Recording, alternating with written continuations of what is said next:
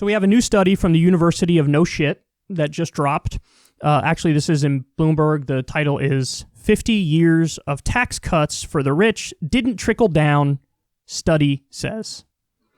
So here's what they say. Tax cuts for rich people breed inequality without providing much of a boon to anyone else, according to a study of the advanced world that could add to the case for the wealthy to bear more of the cost of the coronavirus pandemic.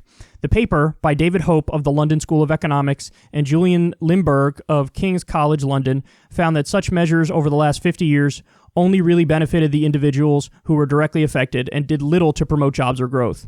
Policymakers shouldn't worry that raising taxes on the rich to fund the financial costs of the pandemic will harm their economies, Hope said in an interview that will be comforting news to UK Chancellor of the, how the hell do you say that?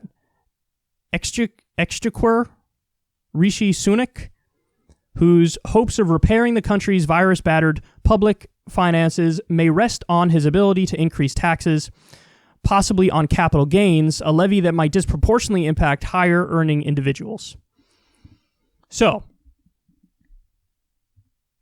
I was jokingly saying this is from the University of No Shit, because, of course, the idea that, well, if you cut taxes for the wealthy, it trickles down to everybody else.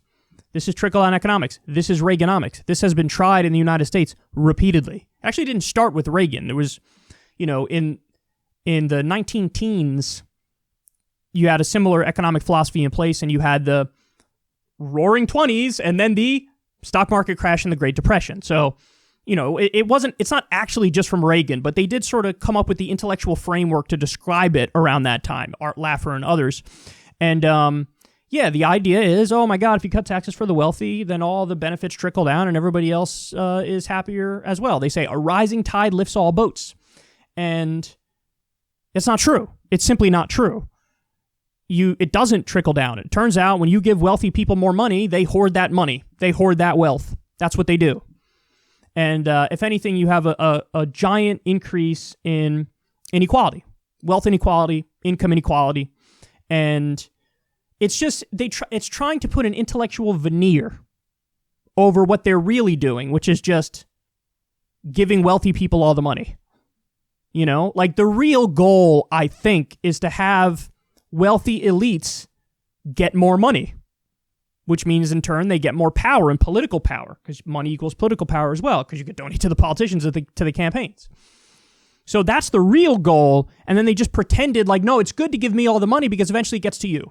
Because I'll hire more people, I'll do a little bit of this, a little bit of that, next thing you know, everybody's happy. Doesn't happen. And, there's so many downsides to it as well. It does perpetuate boom-bust cycles, which is something I just touched on. Also, nobody brings up this point, but it usually explodes the debt and the deficit. Now, that's not bad in and of itself, but it is bad because you're exploding the debt and the deficit just to give the wealthy more money. If you're going to do deficit spending, it should nominally be for things that help the entire population. Like, I don't know, healthcare, education, stimulus, whatever it might be, not to give a giant tax cut to corporations and the wealthiest people. And so we saw this with George W. Bush. We saw this with Ronald Reagan. We saw this with the 2017 Trump and Republican tax cuts where 83% of the benefits went to the top 1%. It's not true that it helps regular people. It just doesn't. It helps the wealthy, and the rest of what they say is a lie, and studies prove it.